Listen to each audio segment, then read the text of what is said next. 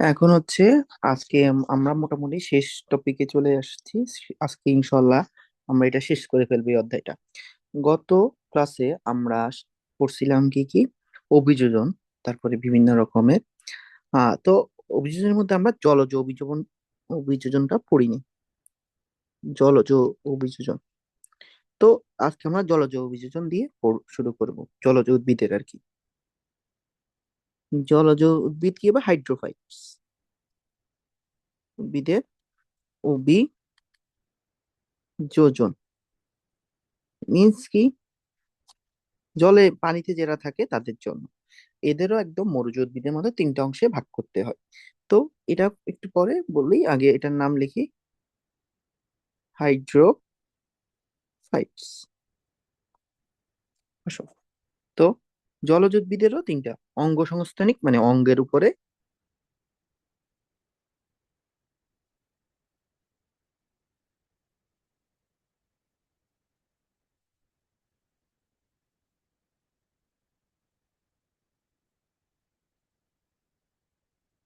বীজোজন, অন্ত গঠন জনিত, মানে হচ্ছে অঙ্গের, তারপর অঙ্গের ভিতরে অন্ত গঠন জনিত,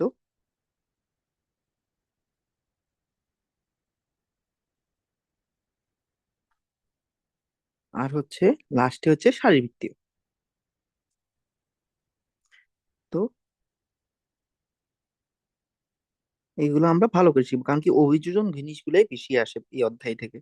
অভিযোজন, সংরক্ষণ আর বিলুপ্তপ্রায় প্রাণী, এইগুলোই বেশি আসে। আমরা সর্বোচ্চ চেষ্টা করবো এই ক্লাসে শেষ করার, যদি লাগে আরেকটা ক্লাস নেব। তো এটাকে আমরা ভাগ করে নিই।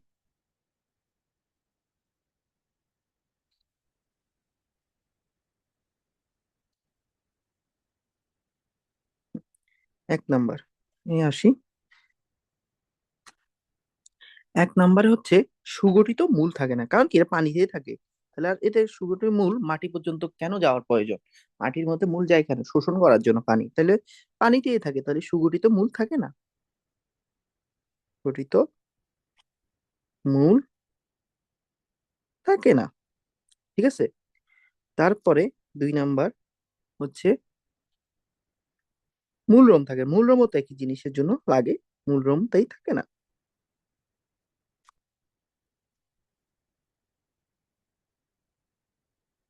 3, ভাসমান মূল থাকে। এদের কি থাকবে?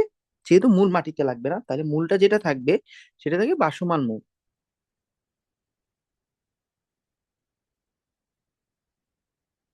যা ভাসতে সাহায্য করবে। কারণ কি এতে মেইনলি ভাসিয়ে থাকতে হবে, যা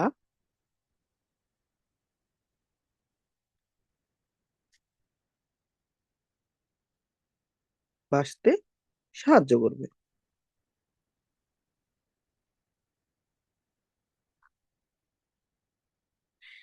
3-এর পরে 4 নাম্বার হচ্ছে, এবার দেখো তুমি শাপলা দেখছো, অনেক কিছু দেখছো, অনেক ধরনের জলজ উদ্ভিদ দেখছো, তো এদের কাণ্ড কি হয়? নরম ও স্পঞ্জি প্রকৃতির। স্পঞ্জি প্রকৃতির।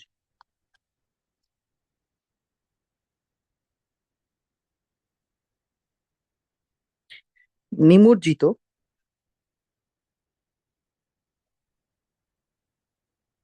উদ্ভিদের মধ্য পর্ব, যে জিনিসটা আছে, এটা আমরা সপ্তম অধ্যায় পড়ছি। মধ্য পর্ব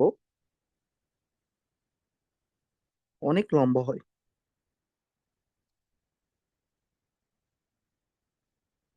এবং একটা জিনিস মনে রাখবা, ভাসমান উদ্ভিদের কাণ্ড যেগুলো আছে খাটো এবং মোটা হবে, কারণ কি এদের ভাসতে সাহায্য করতে হবে। খাটো ও মোটা কাণ্ড হবে হচ্ছে ভাসমান উদ্ভিদের। এবং এবং এর কাণ্ডটা হচ্ছে অনেকটা রাইজোম প্রকৃতির, এটাও আমরা সপ্তম অধ্যায়ে পড়ছি। রাইজোম প্রকৃতির কাণ্ড হয়। আবদ্ধ জলজ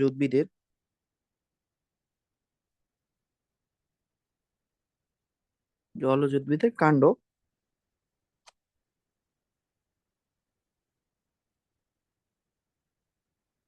জাতীয়।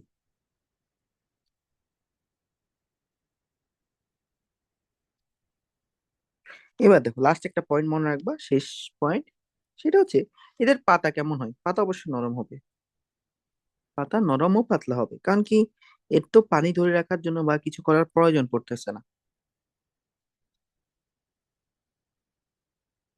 ঠিক আছে, এটা মনে রাখবা। এবার দেখো, এবার হচ্ছে আমাদের অন্তঃগঠনের। এবার অন্তঃগঠনের মধ্যে সবার আগে মনে রাখবো কোনো স্টোমাটা নেই। কারণ কি স্টোমাটার মেন কাজ কি ছিল, পানি বের করে দেওয়া। প্রশোধনের প্রয়োজন, প্রশোধন করলেও এর কোনো লাভ হবে না, কারণ কি ও তো পানির মধ্যে আছে। স্টোমাটা বা পত্র রন্ধ্র নেই। তারপরে 2 নাম্বার, যখন এই পানিতে আছে তাহলে পরিবহন টিস্যুর কি প্রয়োজন আছে?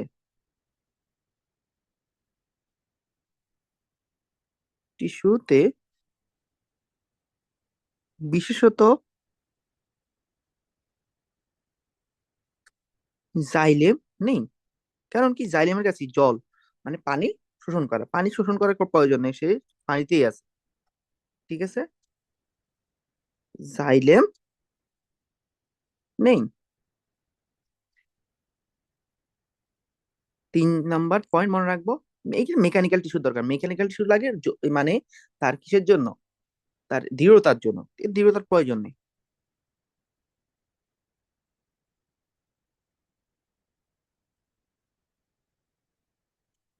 মেকানিক্যাল টিস্যু নেই। 4, কিউটিকল নেই।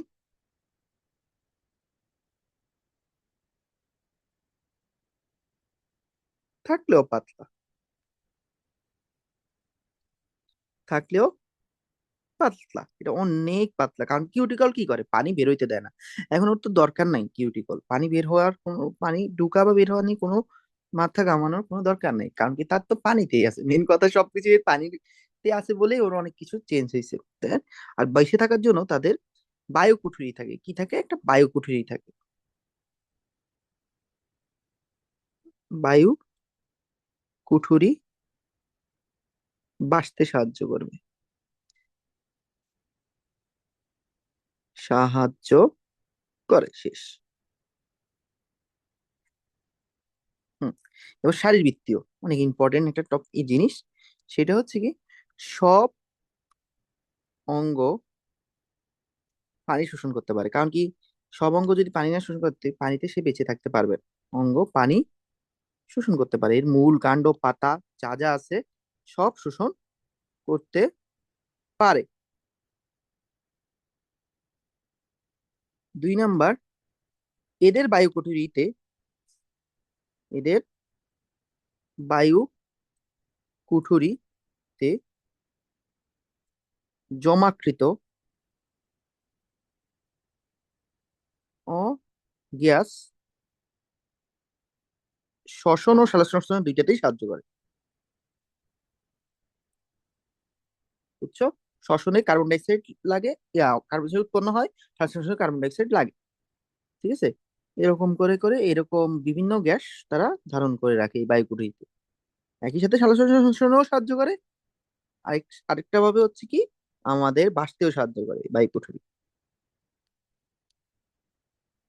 3 নাম্বার পয়েন্ট, এদের প্রস্বেদন কম। কারণ কি স্টোমাটা থাকে না, আর প্রস্বেদনের টানও নেই। প্রস্বেদন টান যখন পানি দরকার হয়, তো পানিতে থাকে, এই পানি কেন দরকার হবে আবার এক্সট্রা করে? কারণ পানি শোষণের জন্য প্রস্বেদনের টান দরকার নেই। শোষণের জন্য প্রস্বেদনের টানের দরকার নেই। দাও। 4 নম্বর পয়েন্ট, কাণ্ড ও পাতায়। কাণ্ড ও পাতায় এর একটা জিনিস হচ্ছে ক্লোরোফিল থাকে, তাই এদের বেশি বেশি সালোক সংশ্লেষণ হইতে পারে। হ্যাঁ, ক্লোরোফিল থাকে বলে কম আলোয় কম, কম আলো ও কম কার্বন ডাই অক্সাইড যুক্ত পরিবেশে, পরিবেশে ও সালোক সংশ্লেষণ করতে পারে, বিশ্লেষণ করতে পারে। এটা মনে রাখবা শেষ। এই পয়েন্টগুলো একটু ভালো করে শিখবা, কারণ কি এগুলা রিটেনে অনেক বেশি কমন ইনভেরিয়েবলি আসে, এই অভিযোজন গুলা টপিকটা। তো এই অভিযোজন টপিকটা আমি পুরা সম্পূর্ণ তোমাকে বোঝানোর চেষ্টা করছি, এখানে বোঝানো থেকেও মনে রাখাটা মেন। তো এটা আমি অভিযোজনটা ভালো করে পড়াই দিলাম। এখন হচ্ছে আমরা এই বাংলাদেশের কিছু স্পেসিফিক, বাংলাদেশ না শুধু, এটা পুরো ওয়ার্ল্ডকে আমরা কিছু ভাগে ভাগ করি, ওই ভাগগুলা সম্পর্কে আমরা ভালো করে জানবো। বুঝছো? তো আসো আমরা বাংলাদেশ, পুরা পৃথিবীর একটা জিনিস সম্পর্কে জানবো, সেটা হচ্ছে প্রাণী ভৌগোলিক অঞ্চল।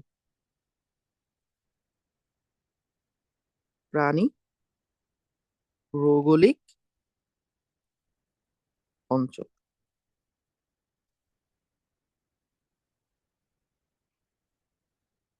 এটা বইতে একরকম করে আছে, আমি সুন্দর করে তোমাকে একটা পাঁচটা অঞ্চল আছে, পাঁচটা অঞ্চল কি ইয়া করবো এটা মনে রাখবা।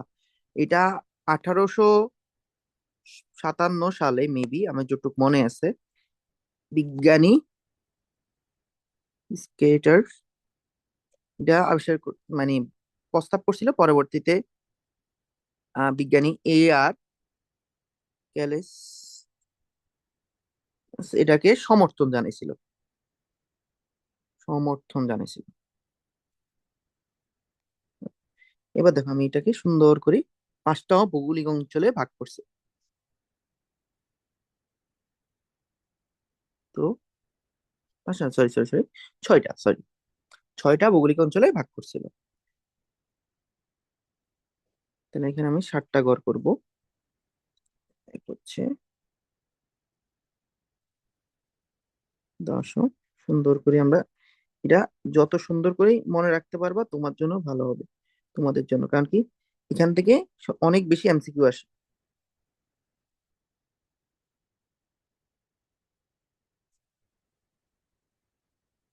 তো এইগুলোর মধ্যে আমরা কিছু কিছু আচরণের মধ্যে এই সম্পর্কে একটু করে জানছিলাম, কয়েকটা অঞ্চলের মধ্যে একটা দুইটার নাম।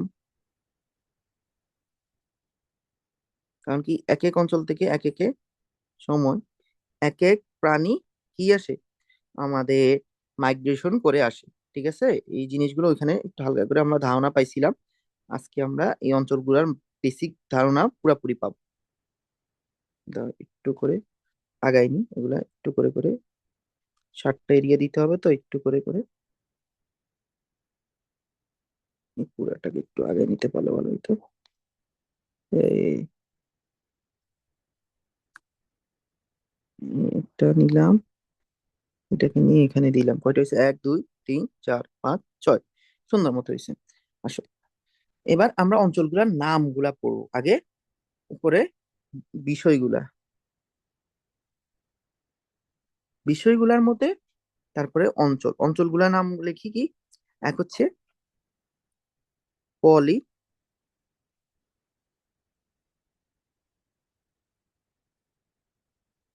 পলিআর্কটিক, এটা থেকে আমাদের বিভিন্ন ধরনের পাখি আসে, ওই আমরা যে সাইবেরিয়া থেকে আসে এগুলো বলছিলাম, ওইখানে এই অঞ্চলটা এটা পলিআর্কটিক।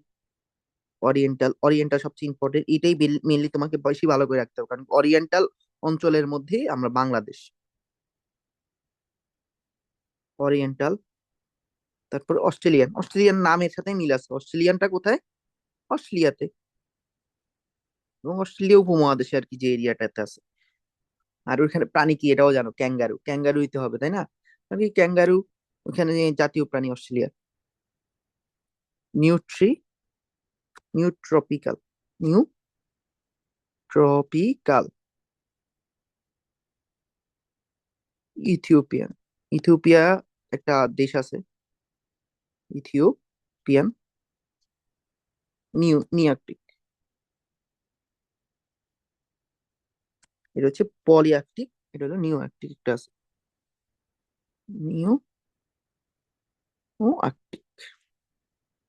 নিউ আর্কটিকের মধ্যে এবার ভালো করে জানতে হয় বিষয়গুলোর মধ্যে প্রথমে হচ্ছে অঞ্চল এলাকাগুলো। পলিআর্কটিক থেকে শুরু করি, পলিআর্কটিক এলাকার মধ্যে কি কি আছে। পলিআর্কটিক সবগুলা এত বেশি সম্পূর্ণ, এত সবকিছু লাগবে না। ইউরোপ মনে রাখতে হবে, পুরো ইউরোপটাই হলো পলিআর্কটিক। উত্তর আফ্রিকা, ইউরোপ, উত্তর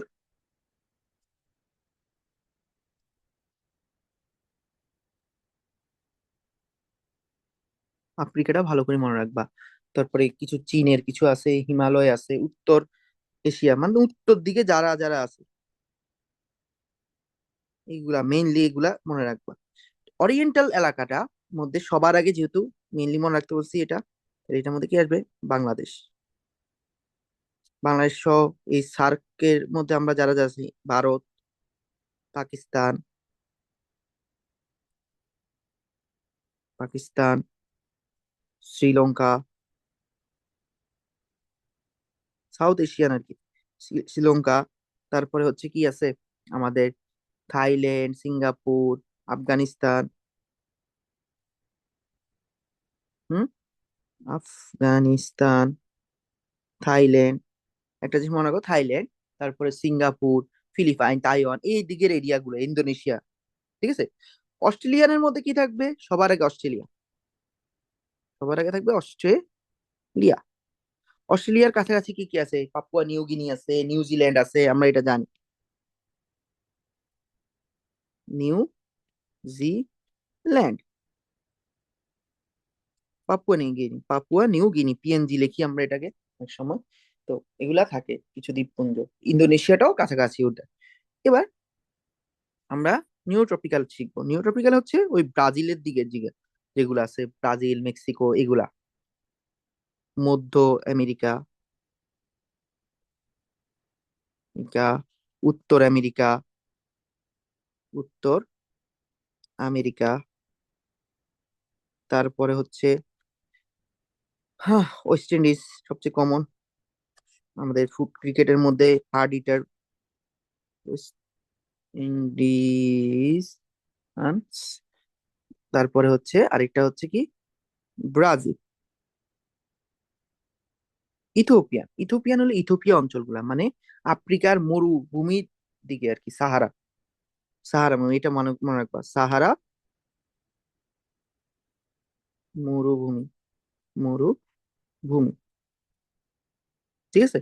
তারপরে এখানে আরবের দেশগুলা মানে মধ্যপ্রাচ্যটা মেনলি মনে রাখ, মধ্যপ্রাচ্য। আর হচ্ছে নিউ আর্কটিকের মধ্যে মনে রাখবা গ্রিনল্যান্ড গুলা, ওই ঠান্ডা যেখানে একটু একটু পড়ে, মোটামুটি গ্রিনল্যান্ড। নরওয়ে যেগুলা, গ্রিনল্যান্ড, নরওয়ে, আইসল্যান্ড, আইসল্যান্ড, এই জায়গাগুলো হচ্ছে নিউ আর্কটিক। ঠিক আছে। এলাকা গেল গেল, এলাকা আমাদের গেল। এবার যে জিনিসটা মাস লাগবে, সেই জন্য একটু লাল কালি দিয়ে লিখি, কারণ এগুলা মেডিকেলে ভর্তি পরীক্ষা দিতে যাবা দেখবে এগুলাই সবচেয়ে বেশি চলে আসছে। আমি সবগুলা পড়াবো না, যেগুলা দরকার সেগুলাই পড়াবো, এক্সট্রা একটা ওয়ার্ডও তোমাদেরকে পড়তে বলবো না। প্রাণীগুলা, প্রাণীগুলার মধ্যে এটার মধ্যে মনে রাখবা বলগা, উট, তারপরে হচ্ছে, সরি সরি, আগের ক্লাসে চলে গেল কেন? সরি, আগের ক্লাসে না, এটা উপরে উঠে গেল কেন? হ্যাঁ, উট, গরু, উট, গরু, তারপরে হরিণ মনে রাখবা, উট পাখি, উট মনে থাকলে উট পাখি মনে থাকবে। উট পাখি। তারপরে হচ্ছে কি, এটা মনে রাখলেই আমরা মনে হয় এলিগেটরটা মনে রাখি। এটা অনেকটা কুমিরের মতোই, কিন্তু এক না। আহ হাতি। হাতি। তারপরে এখানে মনে রাখতে হবে, এই এই একটা নাম মনে রাখিও, সেটা হচ্ছে হাতি ছাড়া গুই সাপ। গুই সাপ, ফিঙ্গে। তারপরে হচ্ছে ময়ূর থাকে আমাদের বাংলাদেশে, যেগুলা যেগুলা আছে আর কি, এগুলা কুমির থাকতে পারে। তারপরে হচ্ছে এগুলা একটু মনে রাখলেই হয়ে যাবে, এত বেশি ইম্পর্টেন্ট ভাবে এত সবগুলা মনে রাখতে গেলে মনে থাকবে না। Blue bird. ব্লু বার্ড থাকতে পারে, ঠিক আছে। ওরাং ওটাং, এটা মনে রাখবা শেষ। এবার অস্ট্রেলিয়ার মধ্যে কি মনে রাখবা? ক্যাঙ্গারু। সবার আগে অস্ট্রেলিয়ার জাতীয়, এটা মনে রাখবা, ক্যাঙ্গারু। প্লাটিপ্লাস মনে রাখবা, প্লাটিপাস। প্লাটিপাস মনে রাখবা। এই দুইটাই মেনলি লাগবে, আর কিচ্ছু লাগবে না, এইটাই সবচেয়ে বেশি বার আসছে। আর এখানে অঞ্চলটা বেশিরভাগ আসছে ওরিয়েন্টালে। বাংলাদেশ কোন অঞ্চলে? ঠিক আছে, প্লাটিপ্লাস আর ক্যাঙ্গারু, এটা মনে রাখবা, ঠিক আছে। তাহলে এবার নিউ ট্রপিক্যালের মধ্যে কে কে আছে? নিউ ট্রপিক্যালে ওর মধ্যে আমি স্পেসিফিকলি লিখি দিই, লামা থাকবে। লামা নাম শোনার কথা, Lama. Humming bird. Humming bird. তারপরে কোরাল, সাপ, বাইফার, সাপ আর কি। তো এটা মনে রাখবা। এখানে মনে রাখতে হবে, ইথোপিয়ানের মধ্যে সবচেয়ে মনে রাখতে হলো জিরাফ থাকে। বড় গলাওয়ালা জিরাফ, জেব্রা, জলহস্তী, লেমুর। লেমুরটা মনে রাখো, জলহস্তী মনে রাখলেও হবে, না রাখলেও হবে, জলহস্তী। আর নিউ আর্কটিকের মধ্যে কে কে থাকবে? নিউ আর্কটিকের মধ্যে একটু ভালো করে মনে রাখবা, আলপাবন,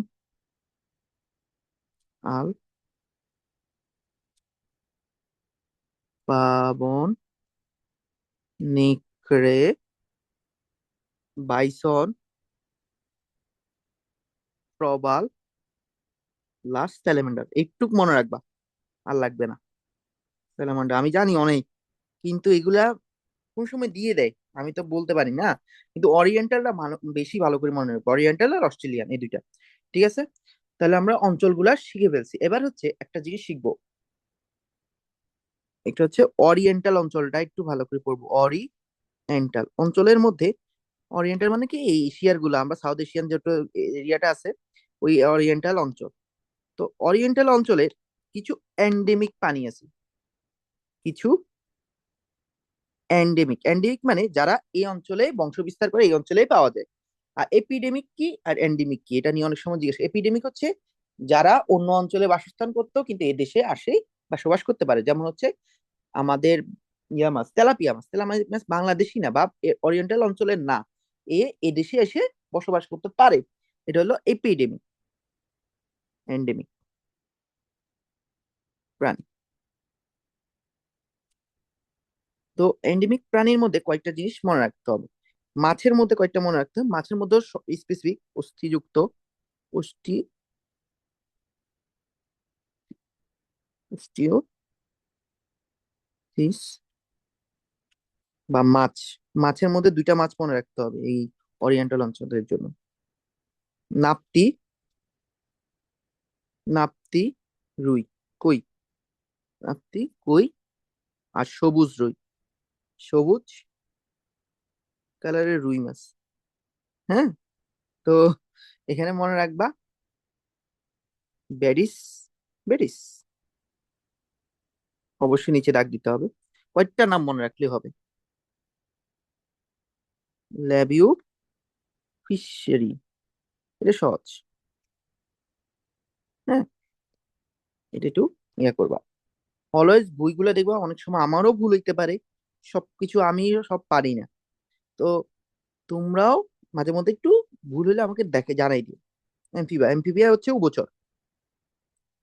উভচরের মধ্যে কোন উভচর গুলা আমাদের ইয়ে থাকে? গাঢ় পাহাড়ি ব্যাঙ। গাঢ় পাহাড়ি ব্যাঙ, ব্যাঙের মনে রাখবা। আর হচ্ছে ড্যানিয়েলের ব্যাঙ। দুইটা দুইটা করে পুরোটা দিতেছি, এত লাগবে না। ড্যানিয়েলের ব্যাঙ। গাঢ় পাহাড়ি ব্যাঙ হচ্ছে রানা। দুইটাই রানা মনে রাখবা। ব্যাঙ মানেই রানা। গাঢ়তে যেহেতু গাঢ় ইনসিস, গাঢ় ইনসিস, ইনসিস মানে ওই জায়গা শেষ। রানা, ড্যানিয়েলের মধ্যে কি হবে? ড্যানিয়েলে লাগিয়ে দিবা, রানা ড্যানিয়েল। ঠিক আছে, যেগুলো ইম্পর্টেন্ট ওগুলোই আমি বলতেছি। আবার বলতেছি বারবার। রেফটাইলা। রেফটাইলা মানে সরীসৃপ। সরীসৃপের একটা মাছ, এগুলা এতক্ষণ ধরে যেটা মনে না রাখো সমস্যা নাই, কিন্তু গড়িয়াল মাছ লাগবে লাগবে, এটা বিলুপ্ত প্রায় হয়ে যাচ্ছে তো, এই জন্য এটা লাগবে। আমি যদি সুন্দর করে বলি, গাবি আলিস গ্যাংগেটিকাস। টিকাস, এটা 100% মনে রাখতে হবে, 100%। বিলুপ্ত প্রায় প্রাণী আসে তো, এই জন্য এটা ইম্পর্টেন্ট। তাহলে সিলেটি, সিলেটি কাসিম। সিলেটি কাসিমের মনে রাখতে পারো কাসুগা। কাসুগা সিলেট, সিলেটের থেকে আসছে, হলে হলো সিলেটেন্সিস। এবার দেখো, আসো। এবার এবিসের মধ্যে কে কে আছে? এবিস, এবিস মানে কি? পাখি, পক্ষীকুল। পক্ষীকুলের মধ্যে একটাই মনে রাখবা, কাকতুয়া। সে তো মানে সাদা কালারের কাকা তুয়া। সে কাকাতুয়ার মধ্যে হচ্ছে কোনটা মনে রাখবো? কাকাতুয়ার মধ্যে নামটা সবচেয়ে সহজ, কাকা তুয়া। কাকাতুয়া আলবা। এগুলো সবগুলা নিচে দাগ দিবা কিন্তু।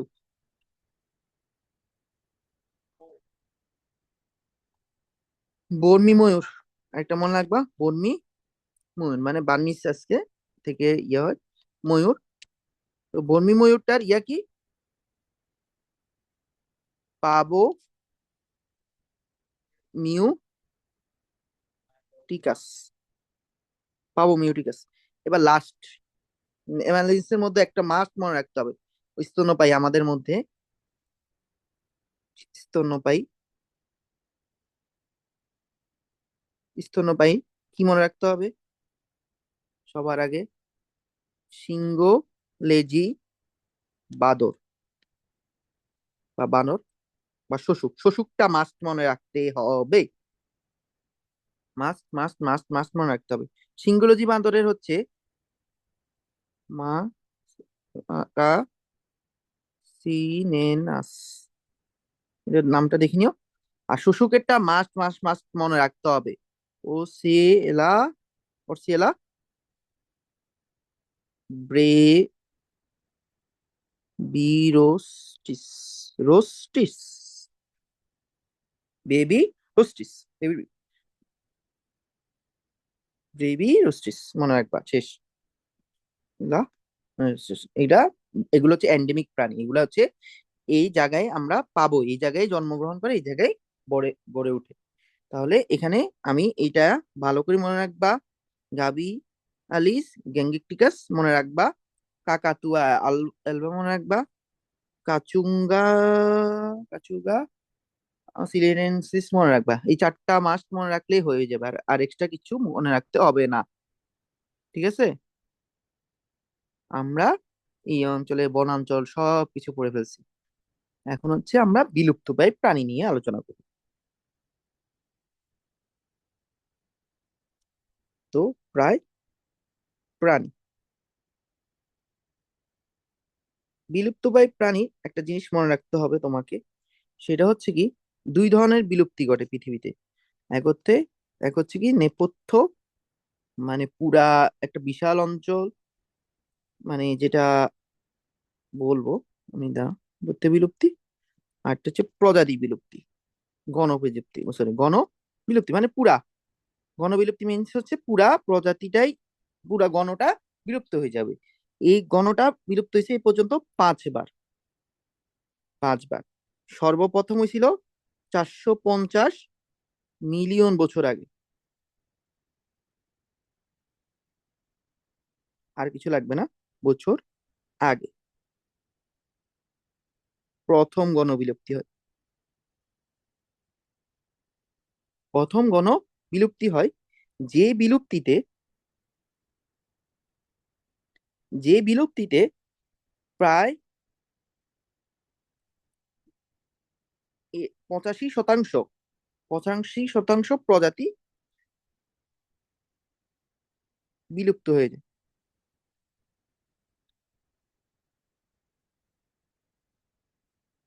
এটা হচ্ছে মেন কথা। তো এটা আমাদের মাস জানতেই হবে, এটা এমসিকিউ তো অনেক বেশি দেয়। তো এবার বাংলাদেশের কিছু বিলুপ্ত প্রায় প্রাণী সম্পর্কে আমাদেরকে একটা একটা করে শিখতে হবে। কারণ শিখতে হবে কি, প্রাণী আর উদ্ভিদ গুলা আলাদা আলাদা শিখতে হবে। কারণ কি, প্রাণী মানে যে কোনো তিনটার বৈজ্ঞানিক নাম পরীক্ষা দিয়ে দিবে, পরীক্ষায় আসে, তোমরা বিগত বছরের কোশ্চেন গুলা দেখলে এখান থেকে 5 স্টার টপিক এটা। আজকের পড়ানোর মধ্যে এতক্ষণ পর্যন্ত আমরা দুইটা 5 স্টার টপিক পড়ছি। এক হচ্ছে শিখছি আমরা কি বলে এই যে জলজ উদ্ভিদের অভিযোজন, এখন হচ্ছে এটা। প্রথম হলো তালি পাম, উদ্ভিদ থেকে শুরু করি, হ্যাঁ।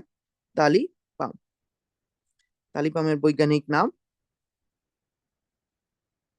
খরিফা তালি রা, খলিফা তালি রা।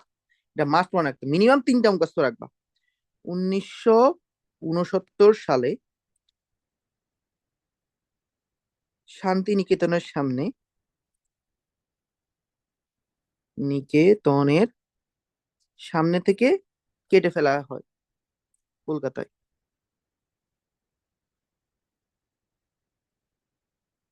থেকে বন্য প্রজাতি কেটে ফেলা হয়েছিল। বাংলাদেশে কিন্তু তালিবাম এখনো আছে একটা জায়গায়, সেটা হচ্ছে ঢাকা বিশ্ববিদ্যালয়ের প্রশাসনিক ভবনের সামনে।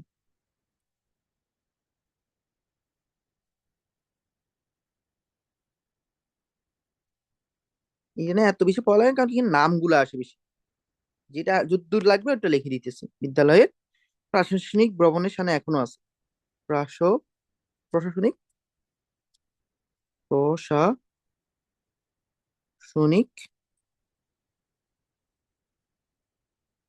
ভবনের সামনে এখনো,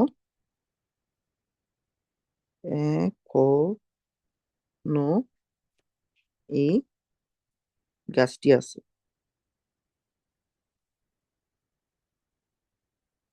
ঠিক আছে, তারপরে আমরা পড়বো হচ্ছে মল্লিকা জাজি।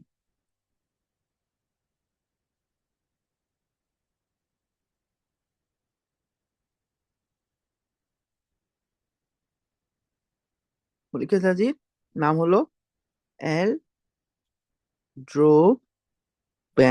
বান্ডা, বান্ডা বেসিকুলোসা। বেসিকুলোসা মনে রাখলে হবে, অ্যালডোবান্ড্রা বেসিকুলোসা। এটার নামটা মনে রাখলেই হয়ে যাবে, এটা 2 নাম্বার, ওটা 1 নাম্বার।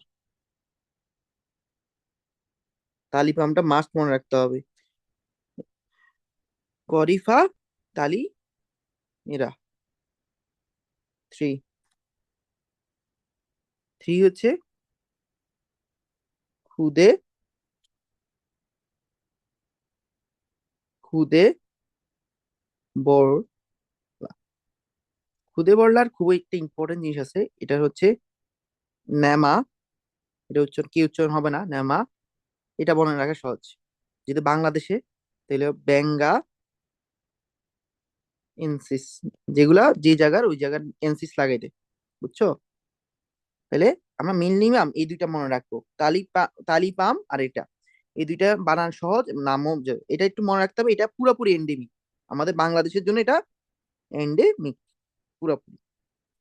2 নাম্বার কক্সবাজারের ডুলা হাজরা বনাঞ্চলে, এটা আমাদের কক্সবাজারের মধ্যে, আমি তো কক্সবাজার মেডিকেলের, তো কক্সবাজারের জন্য এটা গর্ব বলতে পারো। কক্সবাজারের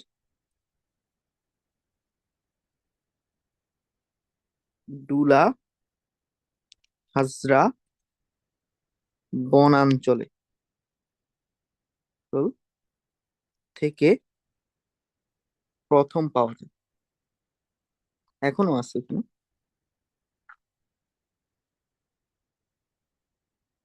তারপরে 4 নাম্বার, পুরুত। পুরুত, করুদের বৈজ্ঞানিক নাম হচ্ছে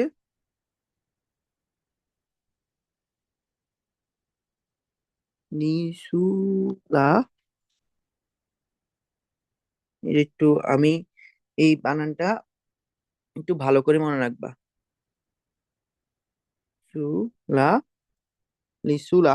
আমি একটু সুন্দর করে কি লিখলাম আমি, মুখস্থ লিখলে এটাই সমস্যা। লিসুলা পেলটাটা, পেলতাতা, লিসুলা পেলতাতা, বা লিকুলা, লিকুয়ালা বলতে পারো, লিকুয়ালা বলতে পারো, হ্যাঁ লিকুয়ালা বলতে পারো, সমস্যা নেই। লিকুয়ালা পেলটাতা, লিকুয়ালা পেলটাতা। আর একটা হচ্ছে নেমা বাঙ্গালেন্সিস। আর হচ্ছে কি বলছি, করিফা তালি এরা, তেলিরা। এটা মনে রাখবা, সমস্যা। এটা কোথায় পাওয়া যায়? চট্টগ্রাম,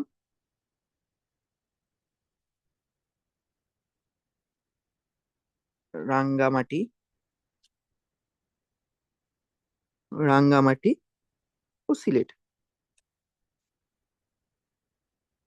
ঠিক আছে।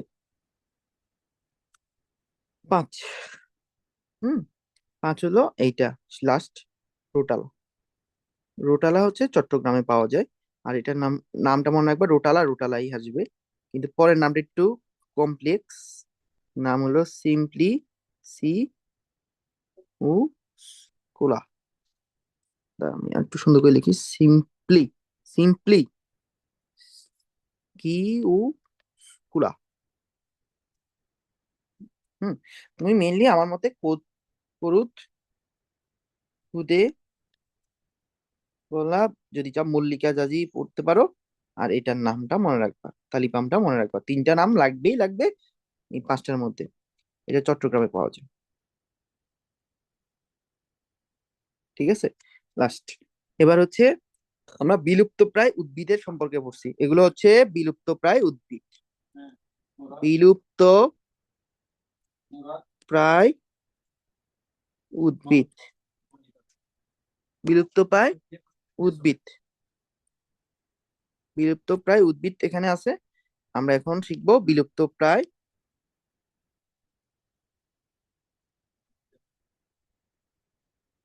বিলুপ্ত প্রায় প্রাণী। বিলুপ্তপ্রায় প্রাণীর মধ্যে কি কি, এখানেও মূলত 5টার মতো শিখে ফেলবা ভালো করে। সবার আগে রাজ শকুন।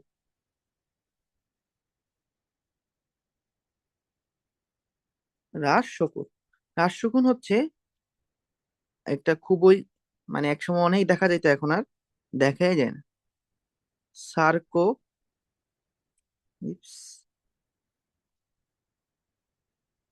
ক্যালবাস, ম্যাক্রোহিপস ক্যালবাস, শকুন, রাজ শকুন। তো এটা হচ্ছে মহাবিপন্ন প্রাণী। আমরা কিছুক্ষণ পরে কিছুদিন পরে বা নেক্সট ক্লাসে পড়াবো, আজকে হয়তো বা এটা দিয়ে শেষ করব। কিন্তু কথা হচ্ছে আমাদের একটা জিনিস, সেটা হচ্ছে এই যে জায়গাটা, মানে হচ্ছে আমাদের মহাবিপন্ন আছে, বিপন্ন আছে, বিলুপ্ত আছে, বিলুপ্ত প্রায় প্রাণী আছে। তো এইগুলা হচ্ছে আমরা আরো নেক্সট ক্লাসে শিখবো। এখন এটা মনে রাখো, এটা মহা বিপন্ন প্রাণী। এটা খুবই শীঘ্রই বিলুপ্ত হয়ে যেতে পারে। এদের দেখতে কেমন? মাথাটা লাল, দেহে পালক কালো, দেহের পালকটা কি কালো। এবং এটা এতটাই বিলুপ্ত হয়ে যাওয়ার পথে যে বাংলাদেশ সরকার এটার জন্য বাংলাদেশে একটা আইন দিছে, এটা এদেরকে কেন যে শিকার বা কেউ না মারে বা কেউ ধরে না রাখে, দেশি আইনে সংরক্ষিত প্রজাতি।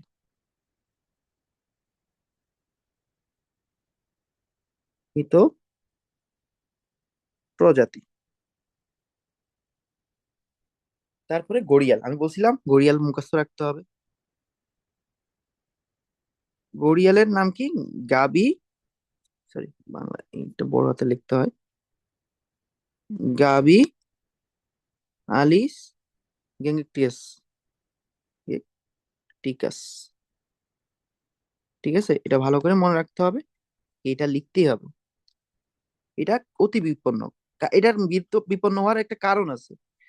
আগে মাছ ধরতে গেলে এগুলাকে পাওয়া যেত, কি করতো ইয়ারা, যারা মাছ শিকারী ছিল বা মাছের জেলে যারা, তারা এদেরকে ধরে মারি ফেলতো। তো মারি ফেললে তো এটা মারা যাবেই, অবশ্যই এটা থাকবে। আর এটা 1 নাম্বার, 2 নাম্বার, 3 নাম্বারটা লিখে দিই এখানে। সেটা হচ্ছে নীলগাই। নীলগাই, নীলগাই হচ্ছে,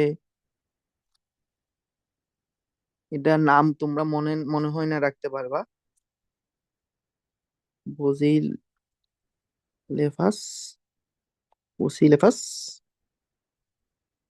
ট্র্যাগো ক্যামেইলাস, ট্র্যাগো ক্যামিলাস, বুসে লেপাস, বুসে লেপাস, ট্র্যাগো ক্যামেলাস। এটা হলো তেতুলিয়াতে পাবে, একসময় বাংলাদেশে পাওয়া যেত, এখনো একটু খুবই কম পাওয়া যায়। 4 নাম্বার, মিঠা পানির, মিঠা পানির কুমির। এটা পুরো বিলুপ্ত হয়ে গেছে, বিলুপ্ত হয়ে গেছে পুরো। তো এটার নাম কি? আহ ক্রোকোডাইলাস, এটার নামটা মনে থাকবে। কারণ কি ক্রোকোডাইলাস, ক্রোকোডাইল, ক্রোকোডাইল থেকে ডাইলাস,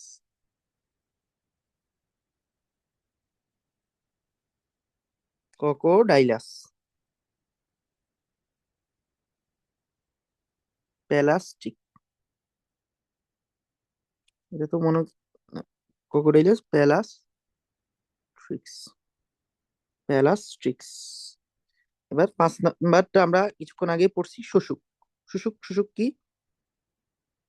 শুশুক হচ্ছে এন্ডেমিক প্রাণী। ই এলা, ওসেলা ব্রেভিরোস্ট্রিস। এটা মনে রাখতে হবে, এগুলা মনে রাখলেই হয়ে যাবে।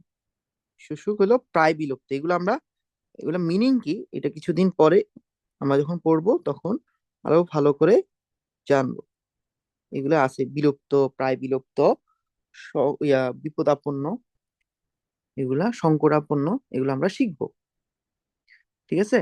তো আমাদের এবার আজকের জন্য আমরা এটা বলতে পারি লাস্ট টপিক, সেটা হচ্ছে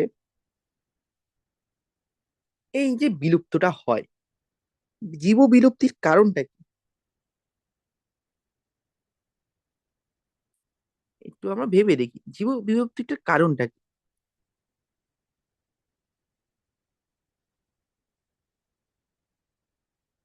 তোমরা চিন্তা করো, বিভিন্ন কারণ আছে, প্রাকৃতিক কারণ হইতে পারে, তারপরে মানব আমাদের কারণেও কারণ হইতে পারে। সেটা হচ্ছে ইকোলজিক্যাল একটা আছে, এটা সিকিউতে আসার মতো। ইকোলজিক্যাল আছে, ইকোলজিক্যাল কারণ আছে।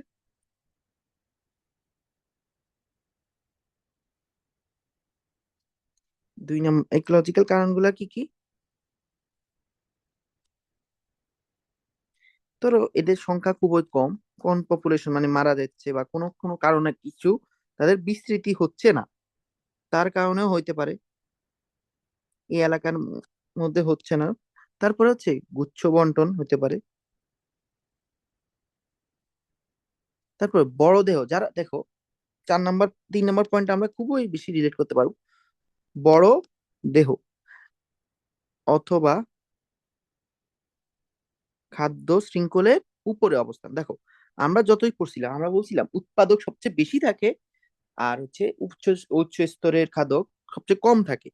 তো যখন উচ্চ স্তরের খাদকের কম সংখ্যা এমনিই কম, এরা বিলুপ্ত হওয়ার পথে চলে যায় বেশিরভাগ ক্ষেত্রে, যারা উচ্চ স্তরে থাকে। ঠিক আছে।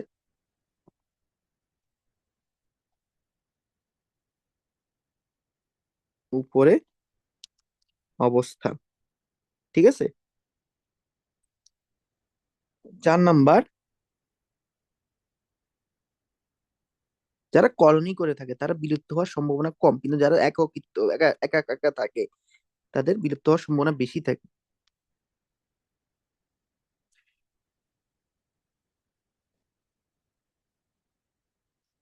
5 নাম্বার, 5 নাম্বারটা কি পরিবেশের নিয়ামকের প্রভাব, পরিবেশের অনেক পরিবর্তন হইতে পারে, আবহাওয়ার পরিবর্তন, তাপমাত্রা পরিবর্তন, অনেক কিছু হইতে পারে।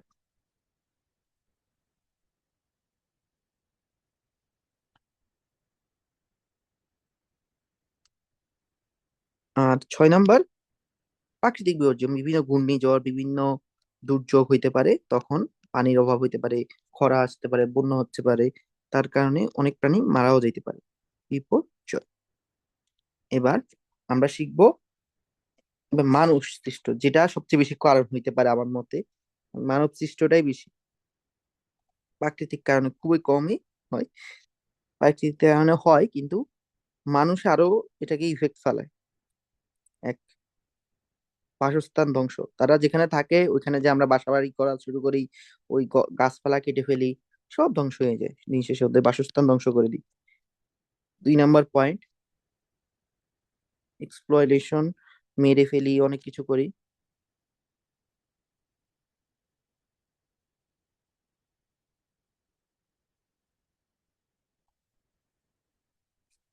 তারপরে 3 নাম্বার,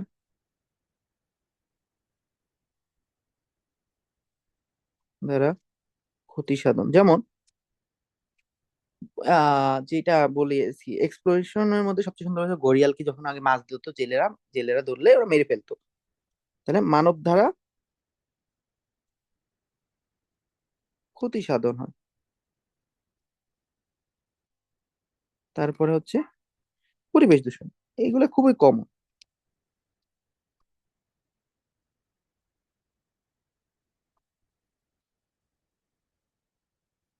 তারপর একটা জিনিস হচ্ছে পলিনেটর ক্ষমতা। দেখো, আগে আমরা তো আগে যখন গাছ মানে চাষাবাদ করতো এত বেশি পেস্টিসাইড ইউজ করতো না, মানে এত বেশি কীটনাশক ইউজ করতো না। এখন যদি কীটনাশক বেশি ইউজ করি পোকামাকড় মারা যায়, পোকামাকড় মারা যাওয়ার কারণে পলিনেশন হবে না, মানে হচ্ছে আমাদের পরাগায়ন হবে না। পরাগায়ন যদি না হয় তাহলে কি কোনোভাবে প্রজনন হবে উদ্ভিদের? না। তো ওই উদ্ভিদগুলার পলিনেশনের ক্ষমতা কমায় দিচ্ছে এই আমরা কীটনাশক বিভিন্ন পদার্থ ব্যবহার করি, আর ওগুলার কারণেই পরিবেশ দূষিত হয়, বিভিন্ন ভাবে পরিবেশ দূষিত হইতে পারে। এটা পরিবেশ দূষণের মানে তোমাকে স্পেসিফিকলি বলা লাগবে না যে পরিবেশ দূষণ এমন কারণে হইতে পারে, ওই কারণে হইতে পারে, কিন্তু আমাদের পরিবেশ দূষণের এর জন্য আমাদের বিভিন্ন কারণ, যেমন হচ্ছে কলকারখানা সৃষ্টি, বিভিন্ন ধরনের, তারপর কীটনাশক ইউজ, অনেক কারণেই পরিবেশ দূষণ হয়। এবং আমাদের যে এই ভালো করার জন্য কিছু জিনিস করতে চাইও পরিবেশের মানে ওদের জীবন বিপন্ন হয়ে যায়, এই জন্য কি হয় আমাদের বিরক্তি করতে পারে। তো আজকের ক্লাসটা আমরা একটু, আর আমাদের শারীরিক সংরক্ষণের ক্লাস আছে ওটা সর্বোচ্চ গেলে আমি আধা ঘন্টার একটা ক্লাস দিব, শেষ হয়ে যাবে অর্থে।